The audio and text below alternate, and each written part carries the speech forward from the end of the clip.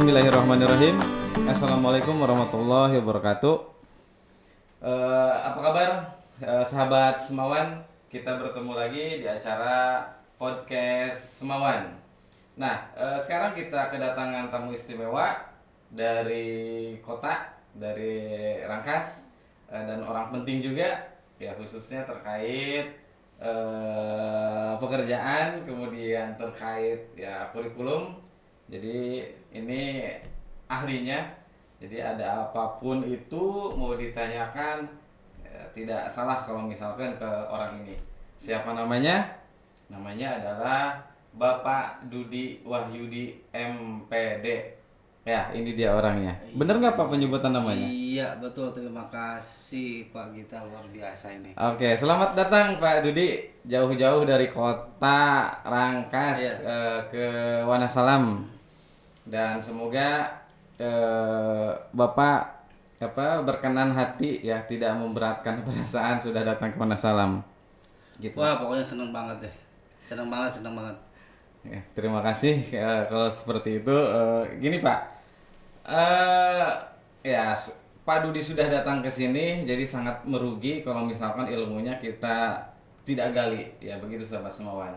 Ya maka dari itu ya, saya akan membahas atau menanyakan beberapa permasalahan ya terkait dunia pendidikan, ya tentunya tentang implementasi kurikulum Merdeka, ya karena sudah hampir 1 bulan kita melaksanakan kurikulum Merdeka. Ya, saya akan tanyakan gimana Pak tuh terkait IKM sekarang.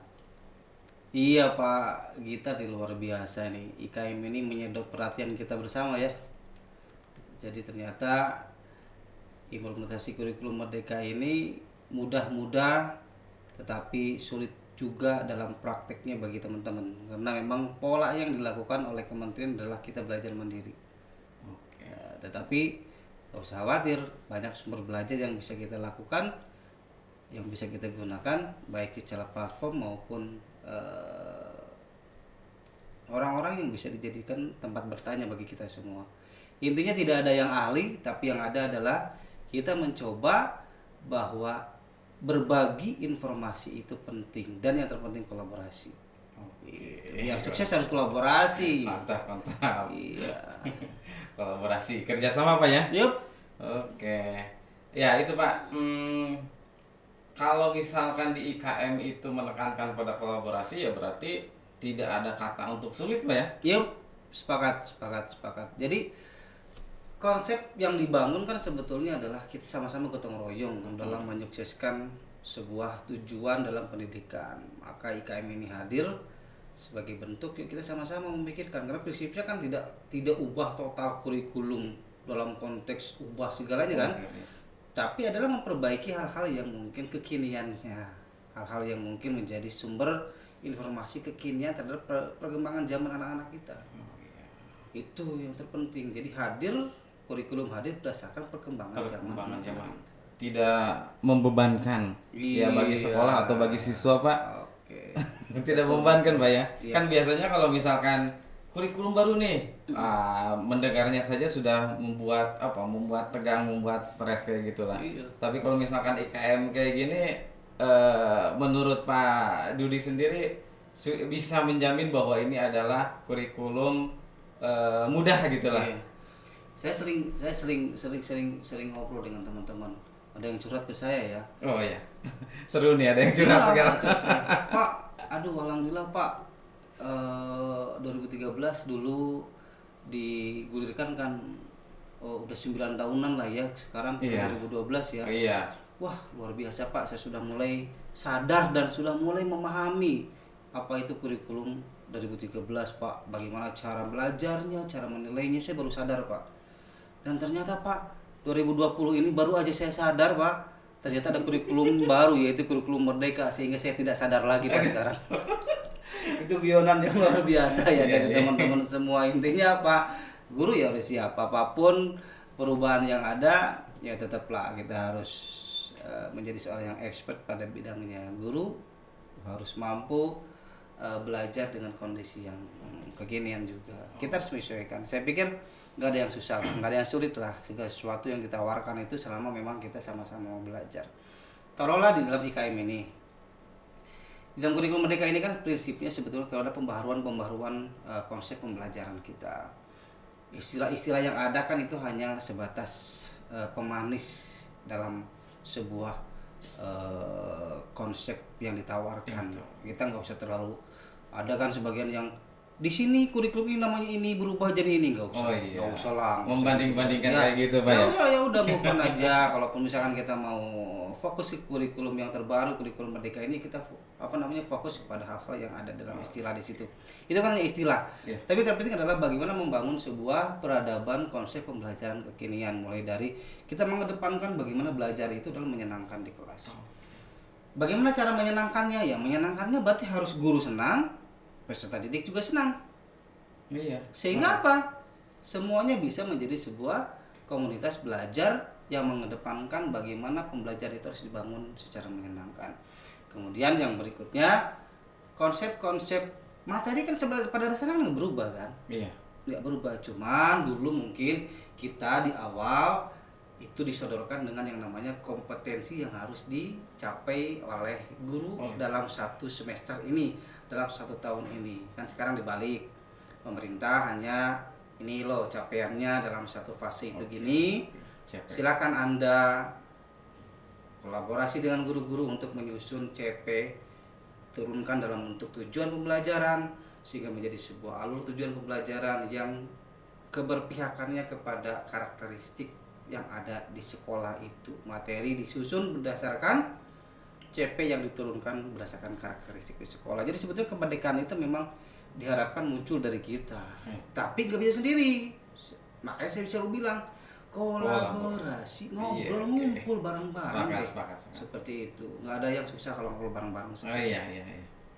Oke, menyambung terkait itu Pak, kurikulum Merdeka. Ya permasalahannya biasa yang beredar di masyarakat itu persepsi atau konteks merdeka itu kadang-kadang malah bias juga Pak. Ya, ada yang mengatakan sina kurikulum merdeka ongkoh tapi masih diriweuhkan ya, masih disibukkan dengan administrasi guru kayak gitu Pak. Nah, sebenarnya apakah benar seperti itu ya, atau memang benar-benar merdeka? Jadi konteks merdeka di kurikulum Merdeka ini gimana Pak? Ya, suatu kegiatan, suatu program itu nggak mungkin langsung dilaksanakan tanpa ada yang namanya perencanaan. Sepakat ya? Sepakat sekali. Kalau kita mau ke Jakarta, mungkin tiba-tiba langsung pergi ke Jakarta tanpa merencanakan mau apa di perjalanannya, nyampe sana mau ngapain dan sebagainya. Itu yang kita istilahkan sebagai dokumen. Betul. Jadi prepare dulu Pak ya, sebelum tempur harus prepare. Dan itu suatu hal yang wajar.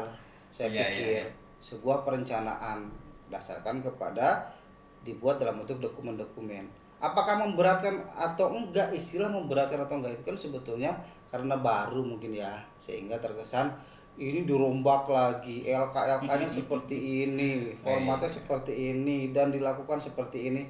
Itu hal biasa ketika suatu hal ada yang baru. Tetapi prinsipnya adalah goalnya ini bukan kepada bagaimana guru-guru mampu membuat sebuah dokumen perencanaan yang luar biasa tebelnya, yang luar biasa hebatnya.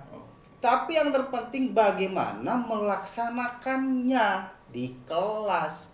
Implementasikan apa yang direncanakan dalam bentuk dokumen-dokumen naskah-naskah perencanaan tadi, implementasikan dalam pembelajarannya. Itu yang terpenting. Kita jangan jadi jago guru yang menyusun sebuah dokumen. Sementara apapun dokumennya, ngajarnya gitu-gitu aja. Itu. Jadi yang harus paradigma kita adalah berpikir kita implementasinya itu yang paling penting. Saya menyepakati bahwa permudah dulu deh. Misalkan, makanya ketika saya ngomong dalam suatu event-event tertentu, saya nggak pernah bilang bahwa kurikulum Merdeka ini banyak kerjaannya gini loh beratnya dan sebagainya. Enggak, atau ringan aja, yang ringan-ringan aja. Misalkan kemerdekaan guru dalam membuat perencanaan pembelajaran. Silakan lakukan kemerdekaan itu. Pak, kok jadi tebel? Ya namanya sebuah pekerjaan yang akan disusun, ya wajar kita memuaskan diri kita membuat perencanaan. Tapi yang terpenting saya bilang tadi implementasinya. Kemudian yang berikutnya lagi misalkan masalah bagaimana guru itu terbebaskan dari yang namanya sebuah kriteria mencapai sebuah pembelajaran atau tujuan pembelajaran dalam bentuk kriteria KKTP itu. Oh iya. Yang sekarang istilahnya mungkin dulu kan kita KKM-nya itu kan mutlak nilainya segitu gitu kan. Sekarang kan kriteria itu kita yang menentukan dengan batasan-batasan pada pelaksanaan pembelajarannya untuk mengatur nilainya atau asesmennya tercapai atau tidak, bukan pada nilai rapornya, tetapi pada proses pembelajaran. Jadi di rapor tidak ada lagi istilah yang namanya kriteria ketuntasan tujuan pembelajaran ataupun yang namanya kriteria ketuntasan minimum untuk KKM. Tidak ada istilah seperti itu. Jadi guru benar-benar memerdekakan dirinya dalam pembelajaran dan penilaian, karena sekali lagi pendapat saya bilang yang namanya pembelajaran penilaian itu satu paket, ibaratnya uang logam. Oh iya, benar. Yang satu adalah pembelajaran, dua sisi kan, iya, yang satu asesmennya. Itu dua-duanya harus dilakukan oleh kita dalam ciri khas melaksanakan yang namanya kegiatan belajar mengajar. Jadi dua hal itu harus dilakukan. Kalau misalkan tidak ada salah satu. Kalau tidak ada salah satu, bagaimana kita mengukur tercapai atau enggaknya, benar nggak? Betul. Asesmennya nggak ada. Betul. Begitupun mungkin soal aja setiap masuk ke kelas, tugas setiap masuk ke kelas tanpa melakukan pembelajaran terkait apa yang harus dipelajari oleh anak-anak kita. Kan dua hal ini harus dikuatkan. Nah, itu yang menguatkan itu adalah memerdekakan gurunya dulu dalam menyusun pembelajaran, dalam melakukan penilaian atau asesmennya tanpa dibatasi dengan hal-hal yang sifatnya terjegal harus segini, segini, biar nanti kita masuk ke sini, enggak. Mudah-mudahan aja nanti regulasi untuk penerimaan peserta didik baru mahasiswa baru di tingkat perguruan tinggi pun akan menyesuaikan dengan regulasi yang ada di dalam kurikulum Merdeka, sehingga merdekanya kita di dalam memberikan pembelajaran dan penilaian itu tidak berdampak kepada masa depan mereka ketika ke perguruan tinggi. Dan saya pikir sekarang pemerintah bocornya sedang melakukan itu. Gitu ya. Jadi merdekanya jangan merdeka bablas. Ini dia. Jangan, berarti tidak merdeka kebablasan. Ya, gitu ya. Betul. Oke, kalau yang saya pahami sering juga ngobrol-ngobrol dengan beliau, jadi bahwa guru itu memiliki kemerdekaan dalam penyusunan ATP. Nah, gitu Pak ya? Cocok. Ya, penyusunan ATP. Jadi tujuannya sama. Ya, kenapa tadi dibilang bukan merdeka kebebasan? Karena kita sama-sama memiliki tujuan yang sama, tapi dengan cara yang berbeda. Macam-macam. Bukan begitu, Pak? Cocok. Itu baru disebut merdeka. Jadi merdekanya bebas, nggak usah gitu. Merdekanya adalah tujuannya sama, dicapai dengan berbagai macam cara. Nah, satu kali lagi Pak, ini berkaitan dengan siswa. Biasanya siswa merasa keberatan karena mereka merasa tertekan dengan harus mencapai nilai sekian, kemudian dengan beberapa materi yang sangat banyak, ya. Jadi seolah-olah mereka ingin memerdekakan diri juga mereka. Siswa-siswa juga merasa tertahan dengan materi yang banyak tadi, Pak. Apakah di kurikulum Merdeka ini surumit itu materi dengan kurikulum yang sudah-sudah atau berbeda? Oke. Prinsipnya kan sebetulnya sebuah keilmuan itu kan tetap kita mengajarkan anak kepada hal-hal atau kompetensi yang diperlukan dalam mata pelajaran. Nah, dulu mungkin kita terbebani karena memang udah diplot harus segini loh materinya. Iya itu Pak. Sub materinya ini.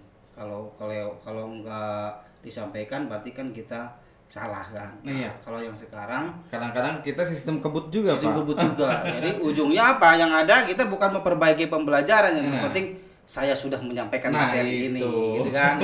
Itu yang mungkin juga menjadi sering banyak kita temui. Tapi alhamdulillah semoga dengan ada kemerdekaan kita menyusun turunan dari materi-materi yang ada di dalam CP, kita akan lebih leluasa mengukur karakteristik anak-anak kita sampai sini pun udah oke. Jadi bisa sesimpel itu Pak ya? Iya.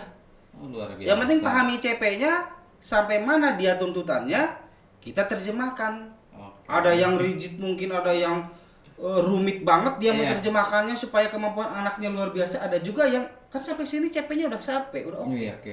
Nah, itulah kemerdekaannya dari situ. Oke. Saya pikir nggak ada yang susah, tapi dan juga yang terpenting adalah bahwa di dalam kurikulum merdeka ini tidak hanya menekankan yang namanya kepada kognitifnya Kognitif, saja, iya. juga ada yang namanya sikap, karakter, profil pelajar Pancasila. Itu yang harus kita senangi bersama, bahwa ada khusus intra, ada khusus P5 mengembangkan karakter, dan itu dipisahkan luar biasa.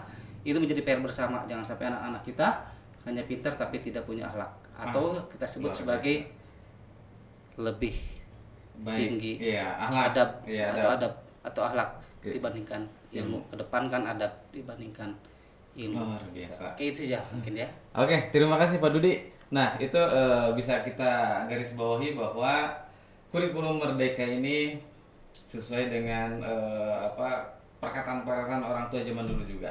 Jadi lebih mengedepankan kepada adab ya daripada ilmu. Karena di IKM ini ada yang namanya intra dan ada yang namanya ekstra yang dengan P5-nya itu, proyek penguatan profil pelajar Pancasila. Ya, terima kasih Pak Dodi sudah hadir di podcast Moan. Ya.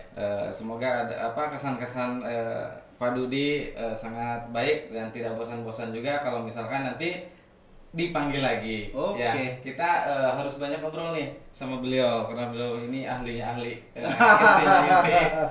Terima Waduh, kasih. banyak yang lebih ahli dari saya, tapi kayak saya sedang berbagi aja. Iya. Oke. Semoga bermanfaat ya. Ya, tetap low profile beliau. Terima kasih. Sampai jumpa sahabat semuanya. Assalamualaikum warahmatullahi wabarakatuh. Ya, Waalaikumsalam warahmatullahi wabarakatuh.